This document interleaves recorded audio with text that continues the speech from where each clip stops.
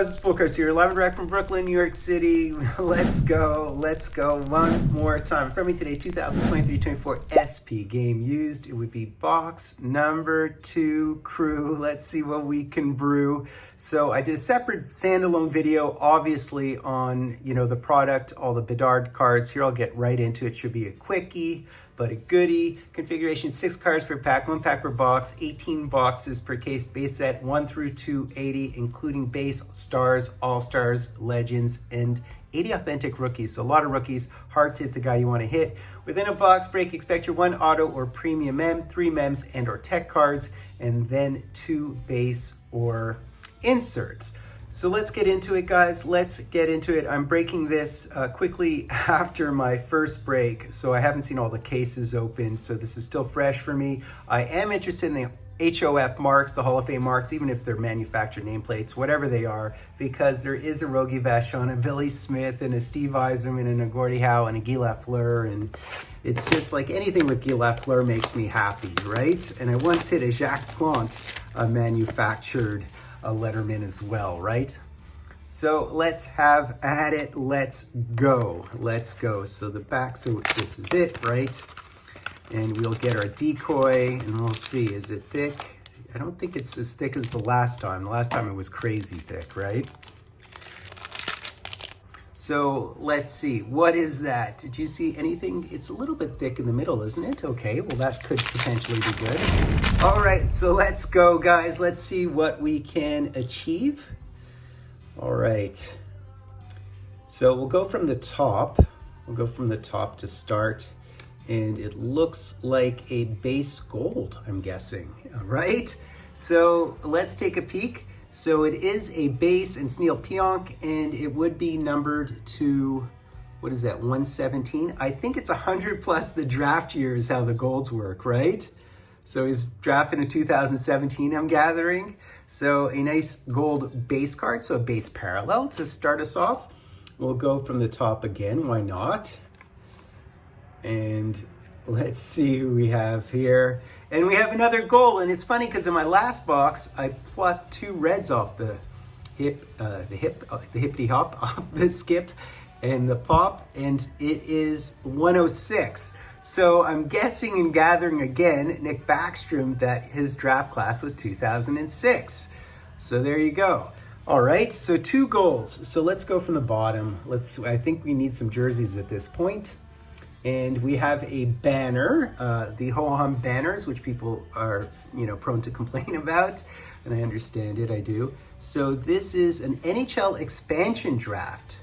So this is an NHL expansion draft banner. So it's Vince Dunn. That is interesting. I didn't even know that they had from the expansion draft. So that's just a base banner. It actually has some nice texture to it. And of course, Vince Dunn has been lights out, a great expansion type player. All right, now we do have that thick edge. I'm gonna keep the thick edge for last, so I'll go from the bottom again.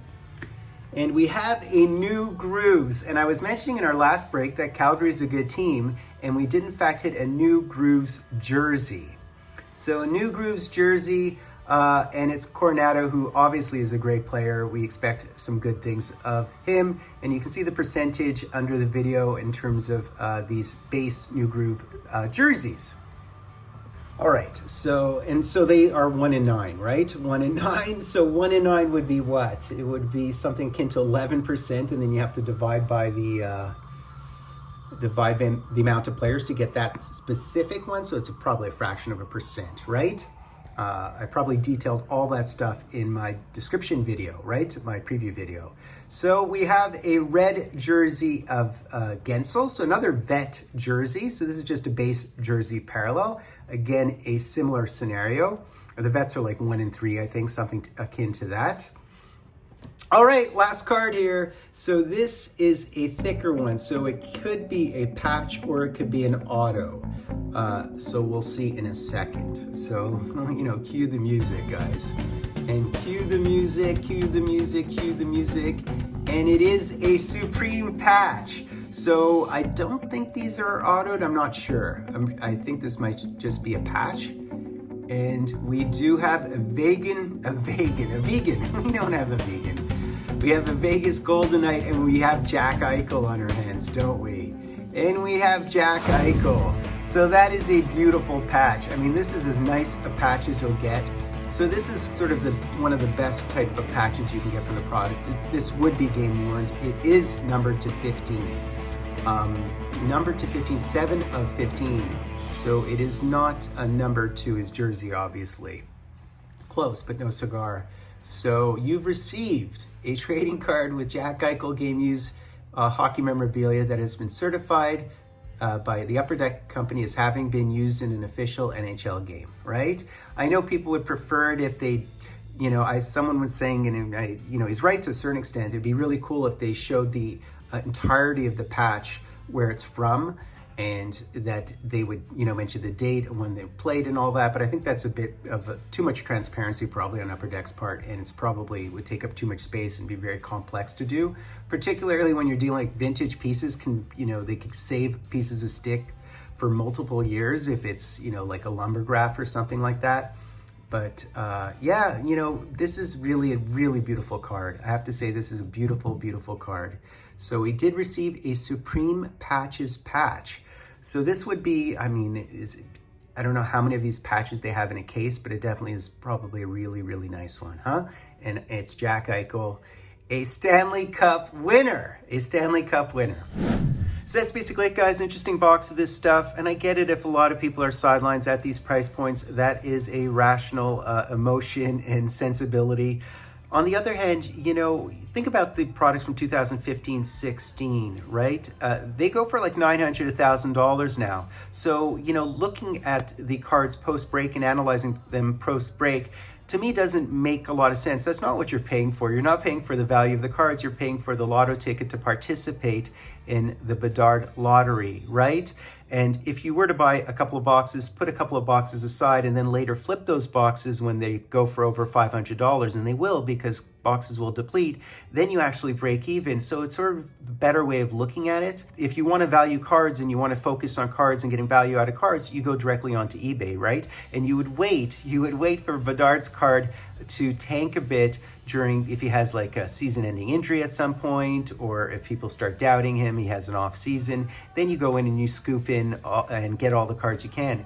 But expecting to hit them in these boxes based on the disclosed odds, I did a separate video on that, you can see it's just a fraction of a percent. You can, break multiple cases and not hit a single Bedard auto. So you can't, come into this expecting that. What you're paying is the premium to partake in a generational year. And that's why all of McDavid's 2015-16 boxes go for $1,000 now, right? When at the time they went for $100, $150 or whatever it was. In some cases, even $50 if it was a low-end product.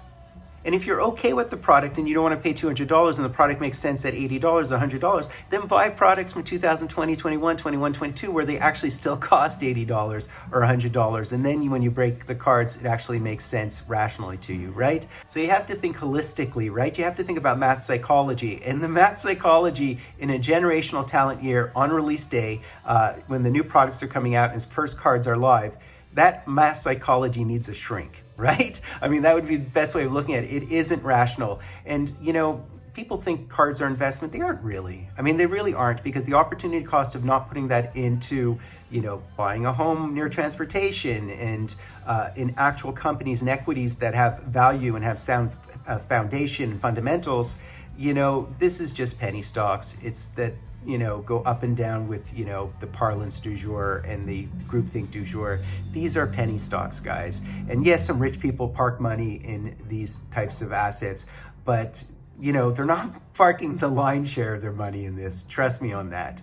It's still a hobby to a lot of them too, but they just happen to have more money. So that's my spiel on it, guys. Do with it as you will. You guys are free agents. You guys drive the market and do what makes sense for you. I just break this stuff for educational purposes and to think about these things, right? To think about these things. And, if someone, buys into a gambling app and they lose, do they blame the app? We can always blame the card companies, but we have free will. No one's forcing us to buy these products. And a lot of you guys aren't because you're smart, right? And maybe you're smarter than I am, but I'm doing it for a different purpose and a different reason. I have a different view on the hobby. To me, I really just enjoy any and every card for the most part, as much as I like to hit the dart. So that's basically it, guys. Hope you enjoyed that. Do me the honor of sub-liking, hashtagging, drawing. I'm giving out a ton of cards. I'm giving away so many cards. I'm sending out a box full of cards. Fultoncards live and direct from a place called Brooklyn, New York City.